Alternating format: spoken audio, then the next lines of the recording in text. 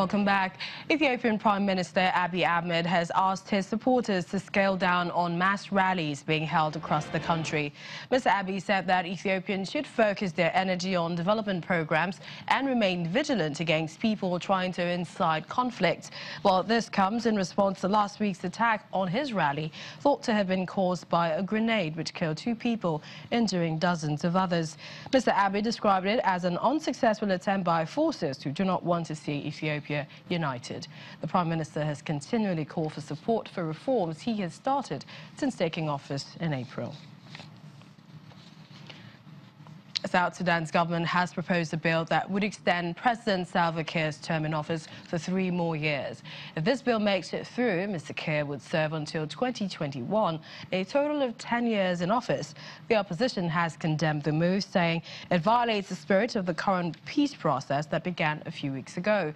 Mr. Kiir's mandate was already extended by 3 years in 2015, when it was argued that civil war made elections impossible.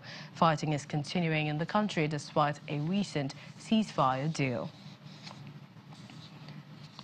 In the Democratic Republic of Congo, the World Health Organization has completed surveillance of the last contact of Ebola patients after 21 days passed without a new confirmed case of the hemorrhagic fever. A vaccination campaign aimed at beating the outbreak was launched in May in the port city of Mbandaka, where 4 cases of the deadly disease had been confirmed at the time. Marie-Roseline Belizaire is the leader of the World Health Organization's epidemiology team in Itipo, a village located in Congo's Equator province. Belizaire and her team of more than 20 field epidemiologists have been tracing cases of the Ebola virus throughout the northwest of the Democratic Republic of Congo in recent months. Residents of Itipo, a rural part of the country, were at risk of contracting the virus after cases were reported in the province since an outbreak in April. We go every day to health center and post of health, and we talk with the nurses in charge of those to see if they have new suspected cases that we have to investigate. So the team investigates those suspected cases, and we can validate or invalidate them. So we have to do it every day because there is no phone, there is no network installed yet in Itipo. The WHO team has been working to identify and follow up with people who may have come in contact with a person infected with the Ebola virus. All close contacts should be monitored for 21 days following their last known exposure to the case and be isolated and cared for if they become ill. Belizaire's team visits them regularly to check on their health, take their temperatures, and answer any questions they may have. We have set up a center here in the base of the coordination to receive the alert from all the people in the community. There is no limitation of who can come here to tell us about our suspected cases in the community.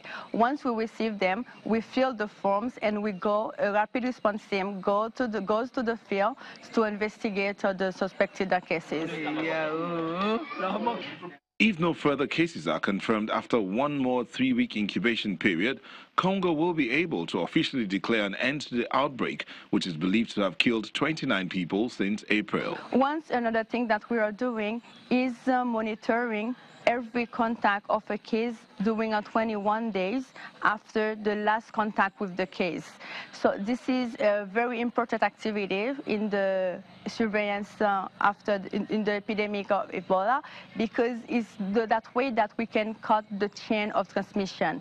As you know, the transmission is person to person. So if we can monitor every single contact of cases, and we find when they begin with symptoms, so we can isolate them from the community. The latest outbreak is Congo's 9th since the disease made its first known appearance near the country's Ebola River in the 1970s. Identifying contacts is crucial for stopping the spread of the disease. Health workers hope to vaccinate every contact to effectively ring-fence each Ebola patient and prevent further spread.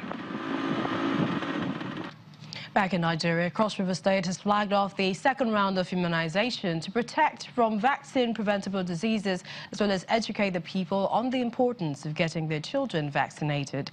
Flagging off the event in Calabar, the state capital, Deputy Governor encouraged parents and caregivers to avail their wards of the opportunity, which targets over 800 children for intervention. It's the second edition of the 2018 National Immunization Plus Days exercise for children between the ages of 0 and 5 years across the 18 local government areas of Cross River State. And this time, the focus is against polio. The target is to reach out to over 800,000 children, and more than 7,500 health workers have been dispatched. Flagging of the exercise in Calabar, the state capital, the governor, who is represented by his deputy, Professor Ivare Su, speaks on the relevance of the exercise. When a child is fully immunized against all the childhood diseases, he or she grows up very strong, grows up very intelligent, and hardly will fall sick. And if, as a mother, you don't have a child who falls sick, then you are a happy person. For the Director General of the state's Primary Health Care Development Agency, Dr. Betta Edu, there is need for relentless efforts towards polio eradication. We want to ensure that at least 800,000 children in Cross River State receive 2 drops of polio vaccine. The government, together with our partners, have mobilized over 7,500 people for the next 4 days to be in the field, go from house to house, to every market, to every church, to every mosque, to every home, and ensure that our children between 0 to 5 have unhindered access to polio vaccines. Our dream is to see a Nigeria that has been certified free of polio. Our dream is to see a Cross River State that has been certified free of polio. We must fight anything that will fight to destroy and kill our children. With the cooperation of parents and caregivers, the exercise, which is already ongoing in some communities, is expected to help Cross River State get a certified polio-free state. And that's Central Africa at this time. Many thanks for watching. I'm Millicent Walker.